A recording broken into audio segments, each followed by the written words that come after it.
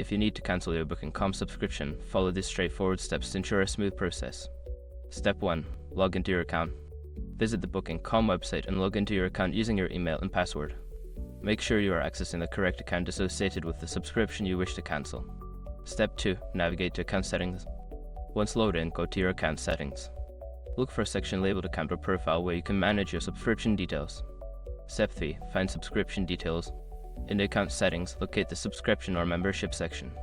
This area will provide information about your current subscription plan and any associated benefits. Step 4. Initiate cancellation. Select the option to cancel your subscription. You may be prompted to confirm your decision or provide a reason for cancellation.